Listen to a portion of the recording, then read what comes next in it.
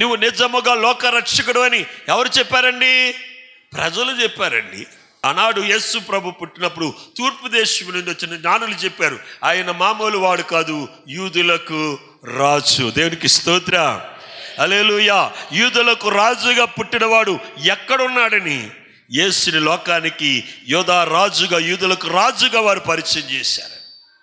బాప్తిసం ఇచ్చి యేసు ప్రభు లోకానికి ఎలా పరిచయం చేశారని, ఇదిగో లోకము పాపములు మోసుకొని పోవు దేవుని గొర్రెపిల్ల, దేవుని గొర్రెపిల్ల, దేవుని యొద్ద నుండి పంపబడినటువంటి వాడు.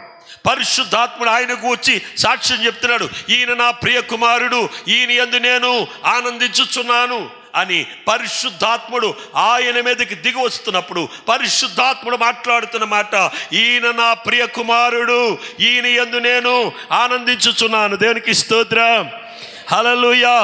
అభిషేకింపబడినటువంటి వ్యక్తి, ప్రియ దైవ జనాంగమా, నువ్వు ఆశీర్వదింపబడాలంటే మొదట నీలోకి ఏం రావాలి?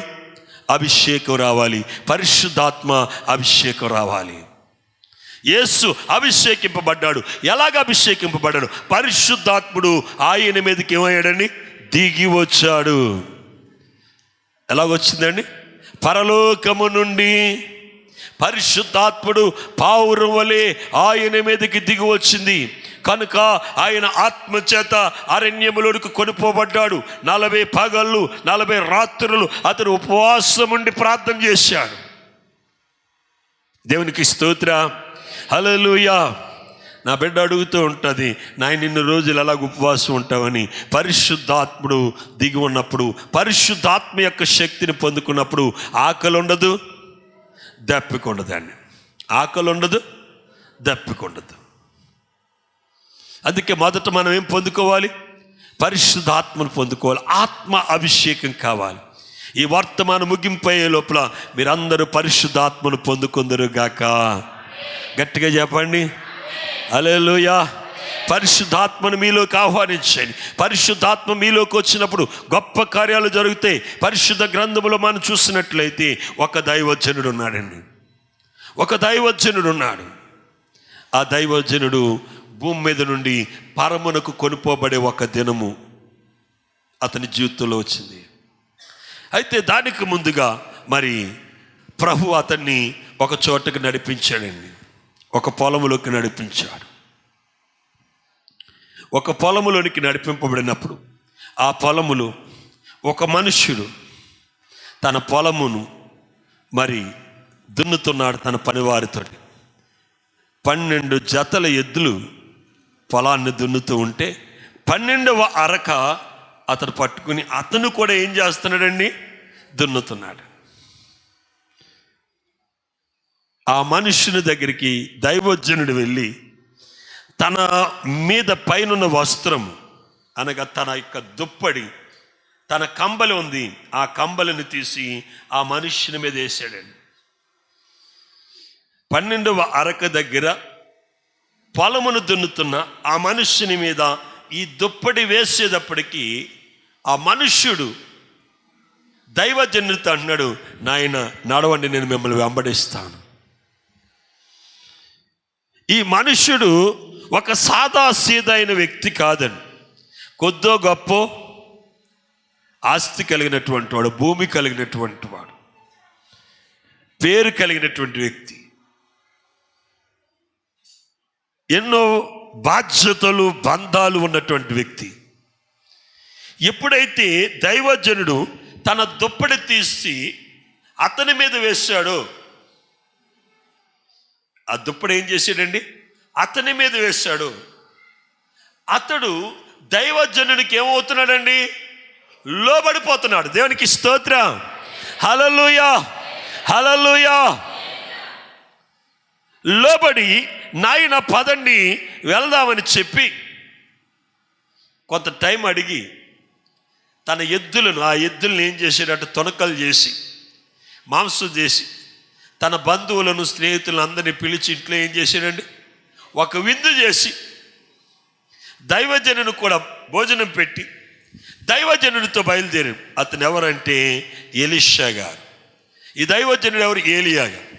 ఏలియా గారి దగ్గర ఎలీషా గారు ఉంటూ ఆయన కాళ్ళు కడుగుతూ ఆయన చేతులు కడుగుతూ, ఆయన వస్త్రాలు ఉతుకుతూ, ఆయనకు భోజనం పెట్టు, ఆయన భోజనం ప్లేట్ కడుగుతూ. అర్థమవుతుందా? ఆయన దగ్గరే నివసిస్తున్నాడు.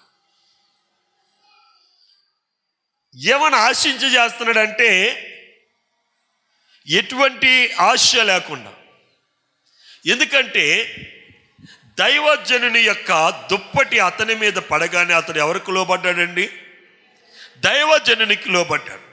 ఈ దుప్పటి ఏంటో తెలుసండి, అభిషేకము పొందిన దుప్పటి. దేవునికి స్తోత్రం, హల్లెలూయా. ఈ దుప్పట్లో ఏముందండి? దైవికమైన అభిషేకం ఉంది. ఈ దుప్పటి ఎక్కడ ఉంటుంది తెలుసండి? దైవజనుని ఏలియా గారి ఒంటి మీద ఉంటుందండి, ఆయన భుజం మీద వేసుకున్నా. అటువంటి దుప్పటి, ఆ దుప్పటి ఎలీషా గారి మీద వేయగానే ఎలీషా గారు ఏమైపోయారండి?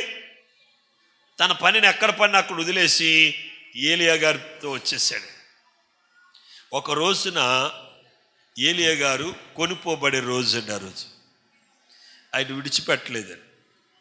ఆయనతో బయలుదేరి ఆయనతో వస్తున్నాడు. చేరవలసిన స్థలానికి వెళ్ళడానికి వారికి మధ్యలో ఒక నది అడ్డొచ్చిందండి. ఏలియా గారు కొనుక్కోబడవలసిన స్థలానికి వెళ్ళడానికి ఏం అడ్డొచ్చింది? ఒక నది. ఆ నది ఏంటో తెలుసండి? యొర్దాను నది. ఈ యొర్దాను నది దాటి వెళ్ళాలి. అప్పుడు ఏలియా గారు ఏం చేస్తున్నారో తెలుసండి? తన పైన ఉన్నటువంటి దుప్పటి ఏం తీసాడండి? ఆయన పైన ఉన్నటువంటి దుప్పటి తీసి యొర్దాను నదిని కొట్టగా యొర్దాను నది ఏమైందటండి? విడిపోయిందట. ఏమైంది? యొర్దాను నది విడిపోయిందటండి. విడిపోగానే ఆ యొర్దాను నదిలో నుండి వారిద్దరూ కూడా దాటి అవతలకు వెళ్ళిపోయారు. వెళ్ళిపోయిన తర్వాత ఆయన కొనిపోబడవలసిన స్థలమును సమీపించినప్పుడు దైవజనుడైనటువంటి ఏలియా గారు ఎలీషా గారిని అడుగుతున్నారు. ఏమని అడుగుతున్నారు తెలుసండి? దేవునికి స్తోత్రం, హల్లెలూయా, హల్లెలూయా, హల్లెలూయా. రాజుల 2వ గ్రంథము 2వ అధ్యాయము 9వ వచనం చదవండి. వారు దాటిపోయిన తర్వాత ఏలియా ఎలీషాను చూసి, నేను నీ యొద్ద నుండి తీయబడక మునుపు నీ కొరకు నేనేమి కోరుదువో దానిని నడుగమని చెప్పగా, నీకు కలిగిన ఆత్మలో 2 పాలులు నా మీదికి వచ్చినట్లు దయచేయము. నువ్వు కలిగిన ఆత్మాభిషేకం ఉంది కదా, నీకు ఒక ఆత్మాభిషేకం ఉంది. నీవు కలిగిన అభిషేకములు 2 పాలులు నాకు కావాలయ్యా. ఏలియా గారు అడిగారు, నాయనా నేను కొనుక్కోబడుతున్నాను, ఈలోగా నీకేం కావాలో అడుగు, అది ఇచ్చేసి వెళ్ళిపోతానన్నాడు. కానీ ఏమడిగాడండి? ఏమడిగాడు? 2 పాళ్ళ ఆత్మ కావాలి, 2 అంతల అభిషేకం కావాలి. ఏం కావాలని అభిషేకం అడిగాడు. దేవునికి స్తోత్రం, హల్లెలూయా. మీరు వచ్చిన నాటి నుండి చచ్చేదాకా ఒకటే అడుగుతున్నారు, నా బిడ్డలు, నా కుటుంబము, నా ఇల్లు, నా భర్త, నా పిల్లలు, ఇదే అడుగుతున్నారు. కానీ నాయన నాకు ఆత్మ అభిషేకం కావాలి, పరిశుద్ధాత్మ అభిషేకం కావాలి. ఎంతమంది అండి దేవుణ్ణి అడుగుతున్నారు? ఎంతమంది ప్రభుని అడుగుతున్నారు? ఎంతమంది ప్రభుని అడుగుతున్నారు? ఆత్మ లేకుండా ఉన్న ప్రతి ఒక్కడు, నువ్వు బాప్తిసం పొందకముందు నువ్వు ఎలాగున్నావో బాప్తిసం పొందిన తర్వాత కూడా నీ పరిస్థితి అంతే. ఎందుకంటే నీలో ఏం లేదు? చెప్పాలి గట్టిగా, పరిశుద్ధాత్మ నీలో లేదు. వాక్యం ఏమని చెప్తుందంటే, ఆత్మ లేనివాడు, చెప్పండి ఈ మాట. ఎవరు చెప్పారండి? ప్రభువే చెప్పాడు ఈ మాట. అంటే నీలో ఆత్మ లేదంటే నువ్వు ఎవరికి సంబంధించిన వ్యక్తివి కాదు, యేసుక్రీస్తుకి సంబంధించిన వ్యక్తివి కాదు. నీ జీవితంలో అద్భుతాలు జరగవచ్చు. నువ్వు పొలం కొనుక్కోవచ్చు, ఇల్లు కట్టుకోవచ్చు, మోటార్ సైకిల్ కొనుక్కోవచ్చు, కార్లు కొనుక్కోవచ్చు, బంగ్లాలు కట్టుకోవచ్చు, నువ్వు బంగారం సంపాదించుకోవచ్చు, బిడ్డలను సంపాదించుకోవచ్చు, ఉద్యోగాలు సంపాదించుకోవచ్చు, వ్యాపారాలు చేయొచ్చు. అయినను నీవెవరికి సంబంధించిన వ్యక్తివి కాదు, క్రీస్తుకి సంబంధించిన వ్యక్తివి కాదు. ఎందుకంటే నీలో ఎవరు లేరు? గట్టిగా చెప్పాలి, గట్టిగా చెప్పాలి. మీలో పరిశుద్ధాత్ముడు ఉన్నాడా? పరిశుద్ధాత్మ మీలో ఉందా? పరిశుద్ధాత్మ యొక్క అభిషేకము, పరిశుద్ధాత్మ యొక్క ప్రోక్షణను మీరు పొందుకున్నారా? ప్రియమైనటువంటి వారా, ఇక్కడ ఎలీషా గారు ఏలియా గారిని అడుగుతున్నారు, నాయనా నీలో ఉన్న ఆత్మ, నీలో ఉన్న అభిషేకం 2 పాలు నాకు కావాలి. నీ అభిషేకం, నీలో ఉన్న అభిషేకం 2 పాలులు నాకు కావాలి అని అడిగినప్పుడు ఏలియా గారు అంటున్నారు, అది కష్టమయ్యా, కష్టం. అయినాను నేను కొనుక్కోబడుతున్నప్పుడు, నేను వెళ్ళిపోతున్నప్పుడు నీవు నన్ను చూడగలిగితే, నీవు నన్ను చూడగలిగితే ఆ 2 పాలుల ఆత్మ నీవు పొందుతావు. అలా మాట్లాడుతూ ఉండగా దేవుని ఆత్మ వారిద్దరిని వేరుపరిచిందని. ఆకాశము నుండి అగ్ని రథాలు దిగొచ్చింది. అగ్ని రథాల మీద ఏలియా గారిని కూర్చోబెట్టుకుని దేవుడు ఏలియాని తీసుకెళ్ళిపోతూ ఉన్నాడు. శరీరముతోనూ వస్త్రములతోనూ అతని పైన ఉన్న అభిషేకం కలిగినటువంటి దుప్పటితోనూ అతను ఏం చేస్తున్నాడండి? వెళ్ళిపోతూ ఉన్నాడు. వెళ్ళిపోతున్నప్పుడు ఎలీషా గారు అంటున్నాడు, చూడండి 10వ వచనం, అందుకు అతడు, నీవు అడిగినది కష్టముగానున్నది, అయితే నీ యొద్ద నుండి తీయబడినప్పుడు నేను నీకు కనబడిన ఎడల ఆ ప్రకారము నీకు లభించును, కనబడని ఎడల అది నీకు కాకపోవునని చెప్పి వారు ఇంకా వెళ్ళుచు మాట్లాడుకొనుచుండగా ఇదిగో అగ్ని రథములు, అగ్ని గుర్రములు కనబడి వీరిద్దరిని వేరు చేసెను. అప్పుడు ఏలియా చుడిగాలి చేత ఆకాశమునకు ఆరోహణమైన ఎలీషాది చూసి నా తండ్రి ఇజ్రాయేలు వారికి రథములను రౌతులను నీవే అని కేకలు వేసెను. దేవునికి స్తోత్రం, హల్లెలూయా, హల్లెలూయా. ప్రియమైనటువంటి వారా, అది చూసినటువంటి ఎవరు చూశారటండి? ఎలీషా గారు చూశారట. ఏం చూశాడు? ఏలియా గారు కొనిపోబడటం ఎలీషా గారు చూశారటండి. ఎలీషా గారు చూసినప్పుడు ఎలీషా గారు అంటున్నారట, ఇజ్రాయేలులకు రథాలు రౌతులు అన్నీ నీవే అని గట్టిగా ఏం చేస్తున్నాడటండి? కేకలు పెడుతూ ఉన్నాడంట. అంతలో ఏలియా అతనికి మరలా కనబడకపోయాను. అప్పుడు ఎలీషా గారు తన వస్త్రము పట్టుకొని 2 తునకలుగా చేసెను. మరియు ఏలియా దుప్పటి కింద పడగా అతడు దానిని తీసుకుని యార్దాను ఒడ్డునకు వచ్చి నిలిచాను. దేవునికి స్తోత్రం, హల్లెలూయా. అతని వస్త్రాన్ని ఏం చేశాడు? 2 తునకలుగా చేశాడు, 2 భాగాలు. ఎందుకో తెలుసా? ఇప్పుడు ఏలియాలో ఉన్న ఆత్మ 2 పాలులు ఎవరిలోకి వచ్చేసిందండి? ఏలియాలో ఉన్న అభిషేకం ఎవరి మీదకి వచ్చేసింది? ఎలీషా గారి మీదకి వచ్చేసింది. ఎంత అభిషేకం వచ్చిందండి? ఎంత అభిషేకం వచ్చేసింది? 2 అంతల అభిషేకం వచ్చేసింది. దేవునికి స్తోత్రం, హల్లెలూయా, హల్లెలూయా.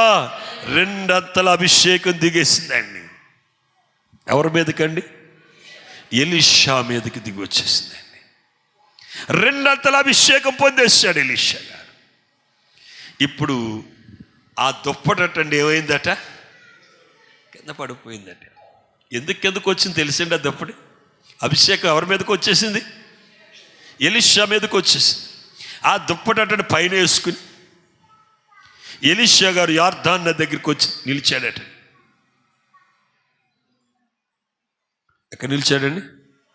యార్దాను దగ్గరికి వచ్చి నిలిచాడండి ఎలీషా గారు. నిలిచినప్పుడు యార్దాను ఏం చేస్తుందండి? ప్రవహిస్తుంది. యార్దాను ఇప్పుడు ఎలాగుందండి? ఇందాకల్లా లేదు. ఇందాక వారిద్దరు వెళ్ళినప్పుడు ఏం చేశాడు? ఆ దుప్పటి అభిషేకింపబడిన ఏలియా గారు కొట్టగా ఆ యొర్దాను నది 2 ప్రాయులైపోయి వారికి మార్గం ఇచ్చేసింది. ఇప్పుడు మరలా ఏమడ్డొచ్చిందండి? యొర్దాను అడ్డొచ్చేసింది. ఏమడ్డొచ్చింది? యొర్దాను అడ్డొచ్చేసింది. ఇప్పుడు ఎలీషా గారు ఒడ్డు నిలుచున్నటువంటి ఎలీషా గారు అటండి తన దుప్పటి తీసుకున్నటండి ఏలియా మీద నుండి పడిన ఆ దుప్పటిని తీసుకుని ఏమన్నాడు చూడండి, ఒంటి మీద నుండి కింద పడిన ఆ దుప్పటి పట్టుకొని నీటి మీద కొట్టి ఏమంటున్నాడంట, ఏలి యొక్క దేవుడైన యెహోవా ఎక్కడున్నాడు? దేవునికి స్తోత్రం, హల్లెలూయా. ఏలియా యొక్క దేవుడు అయినటువంటి యెహోవా ఎక్కడ ఉన్నాడని ఆ దుప్పటి పట్టుకొని యొర్దాను నది మీద కొట్టగా ఆ యొర్దాను నది ఏమైపోయిందట? ఎక్కడున్నాడని ఎందుకు అడిగాడో తెలుసండి? ఆయన ఎక్కడున్నాడు? ఎక్కడున్నాడు చెప్పండి. అభిషేకింపబడిన వ్యక్తితో ఎవరుంటారు చెప్పండి? నువ్వు అభిషేకింపబడితే నీతో ఎవరుంటారు? యేసు ప్రభు నీతో రావాలంటే నువ్వేమవ్వాలి? అభిషేకింపబడాలి. పరిశుద్ధాత్మ అభిషేకమును పొందితే ప్రభు నీతో ఏం చేస్తాడండి? నడుస్తాడు, నీతో ఉంటాడు. దేవునికి స్తోత్రం, హల్లెలూయా. గట్టిగా 2 చేతులు పైకి దేవునికి స్తోత్రం చెప్దామా? హల్లెలూయా, హల్లెలూయా. యెహోవా ఎక్కడ ఉన్నాడని ఆ దుప్పటి తీసుకుని యొర్దాను కొట్టగా యొర్దాను ఏమైపోయిందటండి? 2 పాయలైపోయిందట. ఇదంతా కూడా యొర్దాను నదీ తీరానున్నటువంటి కొంతమంది మనుషులటండి చూస్తున్నారటండి. ఇదంతా వాళ్ళు అనుకుంటున్నారట, ఏలియాలో ఉన్న ఆత్మ ఎవరిలోకి వచ్చింది అంటే అభిషేకం ఎవరిలోకి వచ్చింది? మరి అభిషేకింపబడిన ఎలీషా ఎదుట యొర్దాను నిలబడగలిగిందా? అమ్మా వింటున్నారా? యొర్దాను నిలబడగలిగిందా? యొర్దాన్ అంటే ఏంటో తెలుసండి? మరణము. యొర్దాన్ అంటే ఏంటి? శ్రమలు. యొర్దాన్ అంటే మరి శోధనలు. యొర్దాన్ అంటే రోగము. యొర్దాన్ అంటే ఊబి. ఇప్పుడు ఎలీషా ఎదుట నిలబడ్డటువంటి యొర్దాను మరణము, రోగము, బలహీనత, ఆర్థిక పరిస్థితులు ఇవన్నీ అభిషేకింపబడిన వ్యక్తి ఎదుట నిలబడగలిగినయా? ఆ దుప్పటితో యెహోవా ఎక్కడున్నాడు, ఏలి యొక్క దేవుడైన యెహోవా ఎక్కడున్నాడు అని కొట్టగానే అదేమైపోయిందండి? నీవు అభిషేకింపబడ్డావంటే అభిషేకింపబడ్డ నీ ఎదుట మరణము కూడా అది నిలబడదండి, రోగము నిలబడదు, నీ సమస్యలు నిలబడవు, నీ ఆర్థిక పరిస్థితులు నిలబడు. వాటన్నిటి నుండి ప్రభు నీకు ఏం చేస్తాడని? విడుదలిస్తాడు. దేవునికి స్తోత్రం, హల్లెలూయా, హల్లెలూయా. 2 చేతులు పైకెత్తి గట్టిగా చెప్తామా?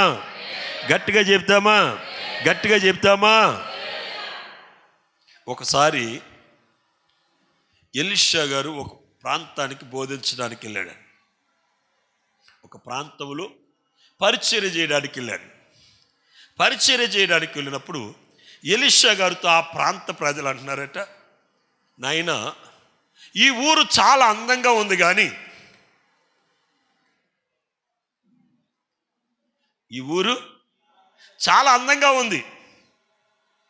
కానీ ఈ ఊరిలో ఏం లేదు, సారం లేదు.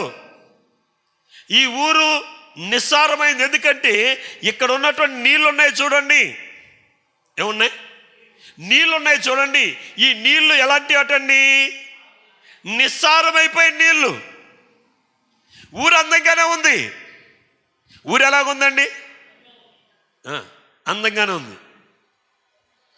ఊరు గొప్పదే కానీ, ఊరు మంచిదే కానీ ఏం మంచిది కాదు. ఊరు మంచిదే కానీ ఏం మంచిది కాదు? నోరు మంచిది కాదండి. ఈ నోటితో మాట్లాడామంటే కాపరాలే కూలిపోతాయండి. అర్థమవుతుందా? ఇద్దరు పచ్చగా ఉన్నారనుకోండి, ఈ నోరు ఆ పచ్చని కాపురంలో ఏం పెట్టేస్తుందండి? ఊరు మంచిదే, నోరు మంచిది కాదండి. ఈ ఊరు మంచిదే కానీ ఇక్కడ నీళ్ళు ఏమైనా నిస్సారమైన నీళ్ళండి. ఏమైనా నీళ్ళు నిస్సారమైనవండి. అప్పుడు దైవజనుడైనటువంటి ఎలీషా గారు అన్నారు, ఓ కొత్త కొండ తీసుకురండి. ఏమన్నాడు? ఒక కొత్త కొండ తీసుకురండి అన్నాడు. ఆ కొత్త కొండలో ఏం చేశాడండి? ఉప్పు వేసాడండి. ఉప్పు వేసి ఆ నీటిలో పోసాడండి. ఏం చేశాడు? ఆ నీటిలో పోసాడండి. నీటిలో పోయిగా ఆ నీళ్ళు ఏమైపోయినాయండి? సారం లేని నీళ్ళు ఏమైపోయినాయి? సారము లేని నీళ్ళు ఏమైపోయినాయి? ఒక అభిషేకింపబడిన వ్యక్తి ద్వారా నిస్సారమైనటువంటి నీరు ఏమైపోయినాయండి? దేవునికి స్తోత్రం. నువ్వు అభిషేకింపబడ్డావంటే నిస్సారమైనటువంటి నీ జీవితం, నిస్సారమైన నీ కుటుంబము ఏమవుతుందండి? సారవంతంగా మారపడుతుంది. మారా వంటి నీ జీవితం ఏమైపోతుందండి? మారా వంటి నీ జీవితం ఏమైపోతుంది? మధురముగా మార్చబడుతుంది. దేవునికి స్తోత్రం, హల్లెలూయా. మారా వంటి నీ జీవితం ఏమవుతుందండి? మధురముగా మార్చబడుతుంది. దేవునికి స్తోత్రం కలుగునుగాక. నిస్సారమైనటువంటి భూమి ఏమైపోయిందటండి? సారవంతమైపోయిందండి. చూడండి, 2 రాజుల గ్రంథము 2వ అధ్యాయం 21వ వచనం చదవండి. అతడు నీటి యోట యొద్దకు పోయి అందులో ఉప్పు వేసి, యెహోవా సెలవిచ్చినదేమనగా, ఈ నీటిని నేను బాగు చేసి ఉన్నాను. దేవుని స్తోత్రం. అభిషిక్తుడు ఏం చేస్తున్నాడండి? నీటికి ఆజ్ఞాపిస్తున్నాడు. అభిషిక్తుడు నీటితో మాట్లాడుతూ ఉన్నాడు. దేవునికి స్తోత్రం. నీటికి అతడు ఏం చేస్తున్నాడండి? ఆజ్ఞాపిస్తున్నాడు. నీవు అభిషేకం పొందావంటే నువ్వు ఆజ్ఞాపించగలుగుతావు. నీవు అభిషేకం పొందావంటే నీవు అధికారి అయిపోతావు, నువ్వు ఏలిక అవుతావు. ఇక్కడ అభిషేకింపబడినటువంటి దైవజనుడ ఎలీషా గారు ఏమన్నారంటే, ఈ నీటిని నేను బాగు చేసి ఉన్నాను కనుక దీని వలన ఇక ఏం కలగదని చెప్పాడండి? మరణము కలగదని చెప్పాడండి. అప్పటి నుండి ఇప్పుడు వరకు నీళ్ళు ఎలాగున్నాయట చెప్పండి? సారవంతమైనట. అక్కడ భూమి కూడా ఏమైపోయిందటండి? ఇక నిస్సారంగా ఉండదని చెప్పాను. కాబట్టి నేటి వరకు ఎలీషా చెప్పిన మాట చొప్పున నీరేమైపోయిందటండి? మంచిదైపోయిందట. దేవునికి స్తోత్రం కలుగునుగాక. హల్లెలూయా. గట్టిగా చెప్తామా? గట్టిగా చెప్తామా? మంచిది ప్రారా. ఒక అభిషిక్తుని యొక్క మాట అక్కడ నిస్సారమైనటువంటి నీరుని ఏం చేసిందంటే సారవంతమైన నీటిగా చేసింది. ఫలించిన భూమిని ఆ ఒక్క మాట ఏం చేసిందటండి? ఫలించేటట్టు చేసిందట. సారము లేని ఆ భూమి ఏమైపోయిందటండి? సారవంతమైనటువంటి భూమిగా మార్చబడింది. ఎందుకో తెలుసా? అభిషిక్తుడు అంటే అభిషేకింపబడినటువంటి ఒక వ్యక్తి, ఒక మనుష్యుని యొక్క నోటి నుండి వచ్చిన మాట. గమనిస్తున్నారు ప్రియమైనటువంటి వాళ్ళు? 2 చేతులు పైకెత్తి గట్టిగా చెప్పండి. ఇంకా హుషారుగా చెప్పండి. గట్టిగా తపలు కూడా చెప్పండి. ప్రియమైనటువంటి వాళ్ళరా, ఒకసారి దైవజనుడైన ఎలీషా గారు ఒక ప్రాంతానికి వెళ్ళి దేవుని యొక్క వాక్యాన్ని అందించి మరలా తిరిగి వస్తూ ఉండగా ఆ గ్రామంలో ఉన్నటువంటి కొంతమంది ఆగతాయి పిల్లలండి. ఏ పిల్లలండి? ఆగతాయి పిల్లలండి. 40 మంది పిల్లలట. ఎలీషా గారిని ఏం చేస్తున్నారు? యాలం చేస్తున్నారట. ఎలా యాలం చేస్తున్నాడు? ఒరే గుండోడా, ఒరే తెల్లంటిలోడా, ఏరా కంబలు కప్పుకున్నవాడా. ఈనాడు కూడా పిల్లల్ని చాలామంది అలాగే పెంచుతున్నారండి. భయం లేని పిల్లలండి. భయభక్తులతో పెంచట్లేదు. చాలామంది సన్నిధులు ఎందుకు ఏడుతున్నామంటే, నా కొడుకు గురించి ఏడుతున్నానయ్యా, నా కూతురు గురించి ఏడుతున్నానయ్యా, వాళ్ళ మాట వింటలేదయ్యా అంటున్నారు. ఎందుకు వింటలేదు? నువ్వు సరిగా పెంచితే వాళ్ళని మాట వింటారు. సరిగా పెంచితేనే బిడ్డలు మనం సక్రంగా పెంచాలి. తల్లిదండ్రులు ఆ రీతిగా పెంచారు కాబట్టి దైవజనుడైనటువంటి ఎలీషా గారు అంటున్నారు, వెళ్ళిపోండ్రా బాబు, వెళ్ళిపోండ్రా, ఎందుకు అలాగ అనకూడదురా, అలాగ అనకూడదురా అంటుంటే ఇంకా గట్టిగా అంటున్నాడు, ఒరే బోడోడోయ్, నీ గుండె మీద ఈకిళ్ళెవరోయ్. దేవుడు చాలా చెప్పి చూశాడండి, చాలా చెప్పాడండి. చెప్పి ఏమైపోయాడండి, చెప్పి ఏం చేశాడు, విసుగొచ్చేసిందండి. విసుగొచ్చి వాళ్ళనటండి శపించాడటండి. ఏం చేశాడు, శపించాడటండి. శపిస్తే ఏమైందట తెలుసండి, అడవుల్లో ఉండవలసిన ఎలుగుబంట్లండి. ఎక్కడ ఉండవలసిన ఎలుగుబంట్లట, ఎలుగుబంట్లు ఎక్కడ ఉంటాయి, అడవిలో ఉంటాయండి. అడవిలో ఉన్నటువంటి ఎలుగుబంట్లు వచ్చేసి ఏం చేసినట్టు తెలుసండి, వాళ్ళని అటండి చీల్చేసినటండి. చూడండి 24 వచ్చిన చదవండి. అతడు వెనుకకు తిరిగి వారిని చూసి యెహోవా నామమును బట్టి వారిని శపించెను. అప్పుడు 2 ఆడ ఎలుగుబంట్లు వచ్చినాయట. అడవుల్లో నుండి వచ్చి వారిలో 42 బాలులను చీల్చివేసి అతడు అచ్చడి నుండి పోయి కర్మేలు పర్వతం మీదకి వచ్చి అచ్చడి నుండి పోయి సోమ్రోనుల్లో తిరిగి వచ్చాను. దేవునికి స్తోత్రం, హల్లెలూయా. ఎప్పుడైతే అభిషిక్తుని యొక్క నోటి నుండి మాట వచ్చిందో, అతడు శపించాలని అనుకోలేదండి, అతని ఉద్దేశం కాదు అది. కానీ వాళ్ళు ఏం చేస్తున్నారండి, విసిగించేశారు. కనుక ప్రియ దైవ జనాంగమా, దైవజనునికి మీరేం రప్పించకూడదు, విసుగు రప్పించకూడదండి. దైవజనునికి మీరు ఎలాగుండాలి, లోబడి ఉండాలి. ఏలియాకు ఎలీషా గారు లోబడి ఉన్నారు కనుక ఏలియాలోని ఆత్మ 2 పాలు ఎలాగొచ్చిందండి, ఎలీషా మీదకి వచ్చింది. మీరు లోబడి ఉంటే ఆత్మ నాలో నుండి మీలో నుండి మీ కుటుంబంలోకి, మీ బిడ్డలోనికి ఆత్మ వెళ్ళి ఒక్కొక్కరిని ఏం చేస్తుందండి, అభిషేకిస్తుంది. దేవునికి స్తోత్రం. నమ్ముచున్న వారు గట్టిగా తప్పలు కొట్టి దేవుని మహింపరచు. దైవజనుడు ఒక పని చెప్పాడు అనుకోండి, ఆయన ఆత్మ అనేదాకా పని చేస్తూనే ఉండాలి. ఆపండ్రా బాబు అనేదాకా కూడా ఏం చేయాలి, ఆ పని చేయాలి. పరిశుద్ధుడు అయిన తండ్రి, ప్రేమ కలిగిన దేవా, నిండిన హృదయంతో నిన్ను స్తుతిస్తున్నానయ్యా. కూడి ఉన్న ప్రజలందరినీ కూడా మరి దీవించను. నేను పరిశుద్ధాత్మ అభిషేకం మీరు దయచేయను. ఏలియా మీద ఉన్న అభిషేకం, ఎలీషా మీద ఉన్న అట్టి అభిషేకం మాకు మీరు దయచేసి నేను సర్వసత్యములకు మమ్మల్ని నడిపించమని, విత్తబడిన వాక్యమునైనా విత్తబడిన నీ మాటలు ప్రతి ఒక్కరు హృదయములు మీరు ఫలింపజేసి నీ రాకడకు మమ్మల్ని సిద్ధపరచమని యేసు క్రీస్తు పరిశుద్ధ నామమును బట్టి ప్రార్థిస్తున్నాము తండ్రి, ఆమేన్.